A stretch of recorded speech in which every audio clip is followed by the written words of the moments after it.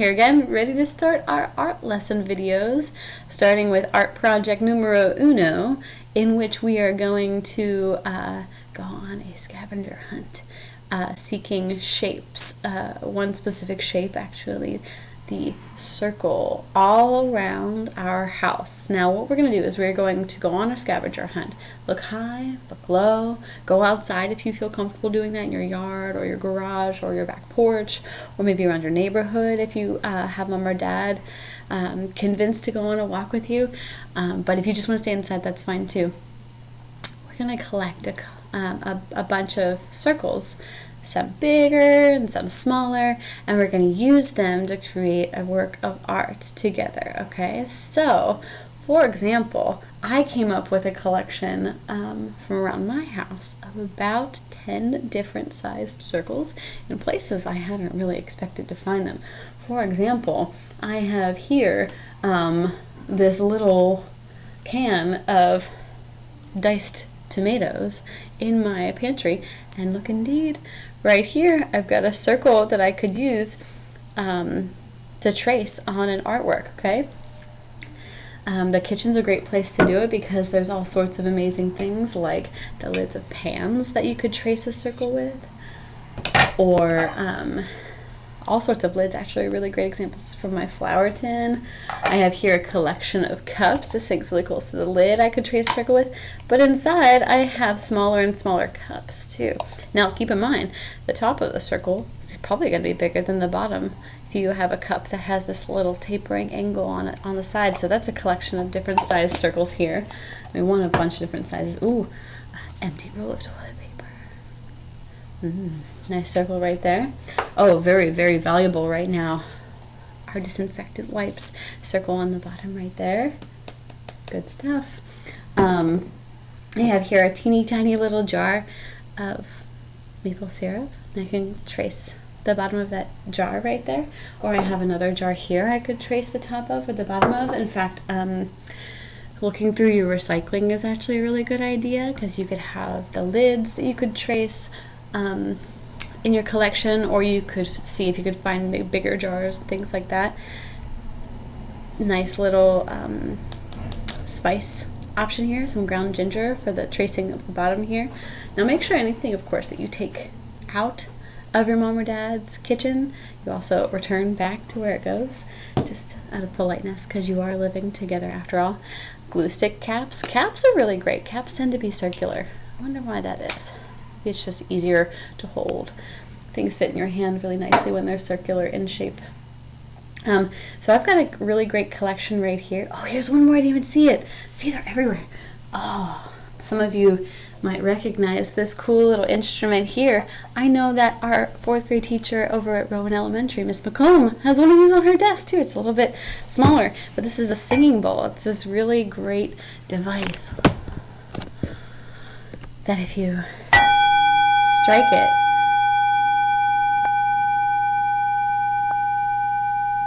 it rings out this beautiful bell sound. And you can even get it to sing by just rolling this around the edge. Sometimes it's hard to hear.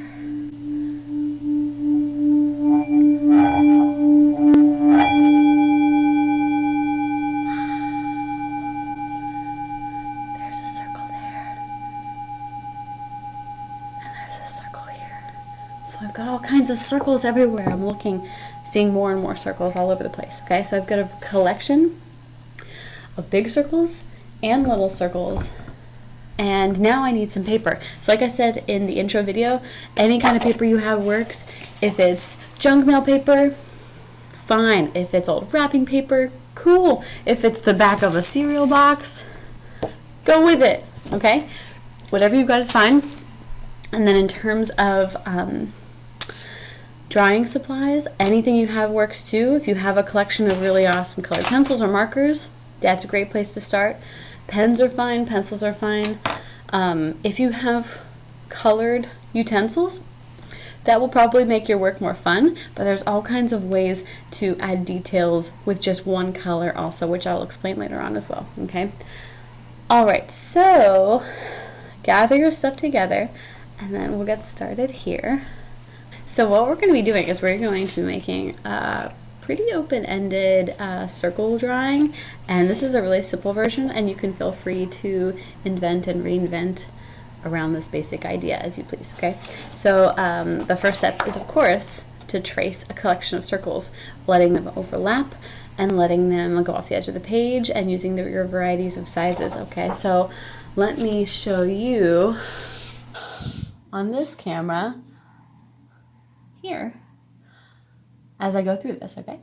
Alright, so I'm going to start just with a couple of different size pieces, and I'm going to use for this Crayola marker. Now, anytime that you are working on something that is maybe not yours, keep in mind that you don't really want to leave a black ring the whole way around it with your marker. So I wouldn't use anything permanent here, just as a thought. Okay. So I'm going to hold it still with my helping hand and trace with my strong hand. And I'll do a couple of each of these, maybe going off the edge of the page a little bit here. I'll do this one here. Now, because this is a washable marker, it's okay that I have a little mark on this right now, but you don't want to upset anybody by putting anything permanent on here. So make sure that you're either using something that can get washed off or that's not going to leave a mark, maybe like a pencil or a pen would be less likely to leave a mark. Now I'm going to use a collection here. I'll start using a smaller one. Cool it, so hold it down with my helping hand, trace around it. Do a couple of those as well. Maybe over here. Maybe one more up here.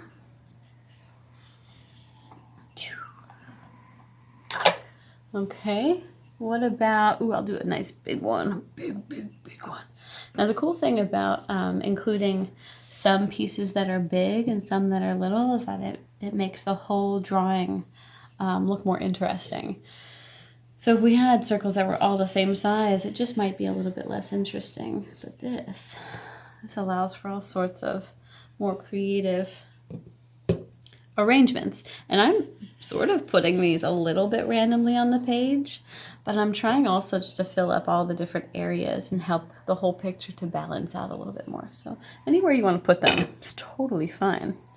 Let me use some smaller ones now. I'm going to use my little ground ginger. Maybe put a couple small pieces here. And if you mess up while you're tracing, totally fine. No big deal. Some things smudge. Some things, like I just had a little smudgy right there. Totally fine. Go with it. Go with the flow. It's one of the nice things about artwork. It's that it sort of relaxes you. And I know if you, like me, tend to have some perfectionist tendencies where you want to make everything really perfect, it can be frustrating. But there are lots of different ways to make artwork and embrace the imperfect here. And I really encourage you to use that approach during our time together here.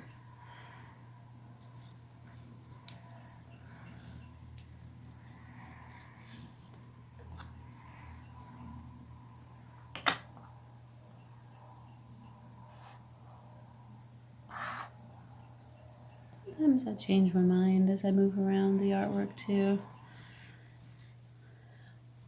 Already I can feel my mind quieting a little bit. It's one of the nice things about making art. Sometimes your mind just grows really, really quiet, and it's a good thing. Here's a teeny tiny one. So I have some big ones and some small ones. Oops, that's kind of a wiggly one. That's okay. One right here in this empty space.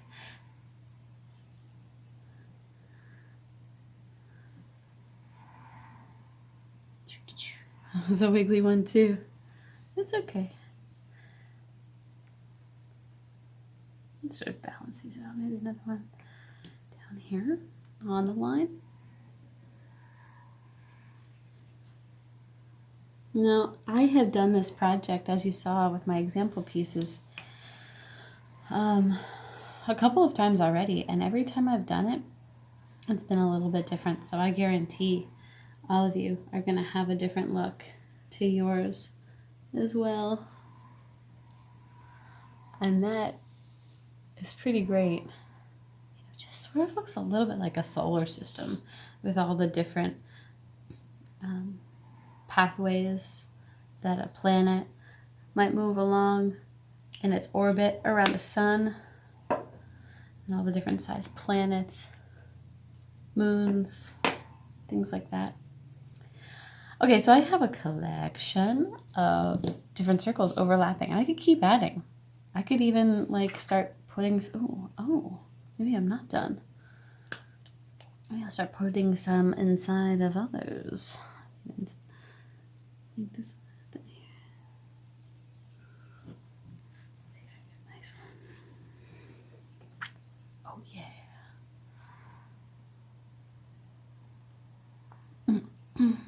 Need to do another one here. There's really no wrong way to arrange these. There's so many different ways to play around with it. Oh, maybe I need something in this corner. Okay, a bigger one in that corner.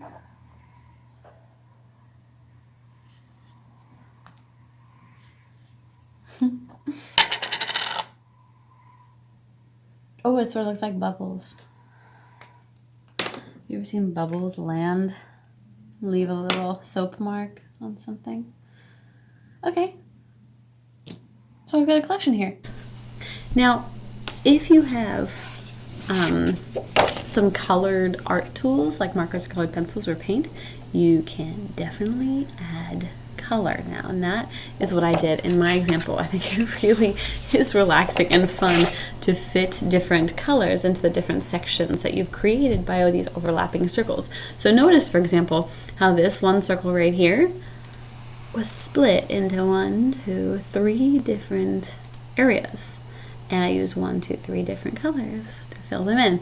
I tried to space out the colors so there weren't 2 yellows right next to each other, for example, and there's so many ways to do that.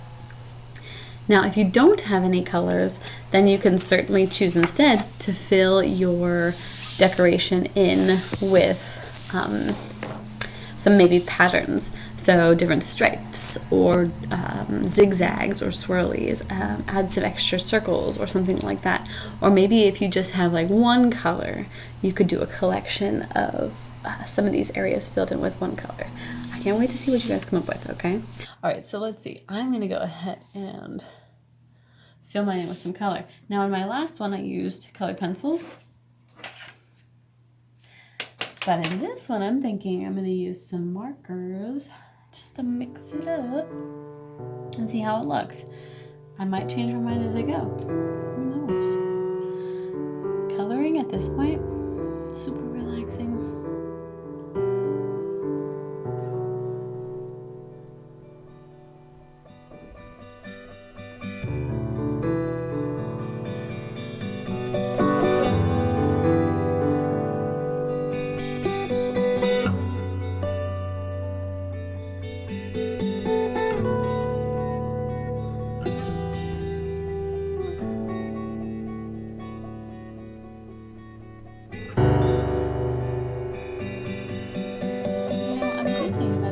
Some of you who would like to push this a step further and make this a little bit more complex. If you're in that category, then you could always choose to do something like this and add some kind of pattern to your circle drawing.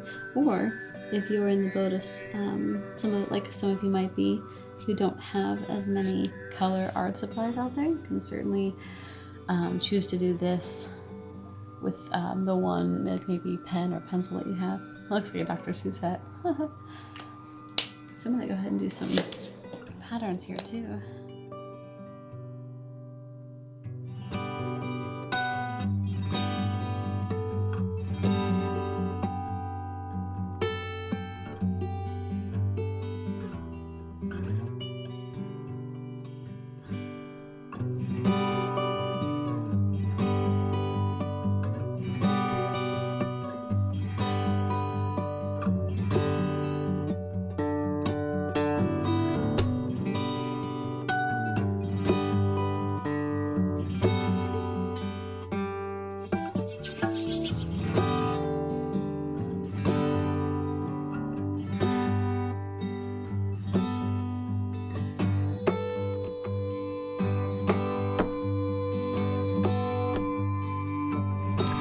So, I think I'm done.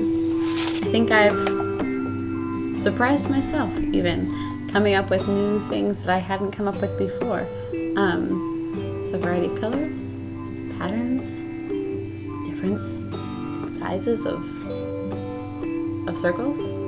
I wonder what yours looks like. If you want, you could email me a photograph of this one. It's not required.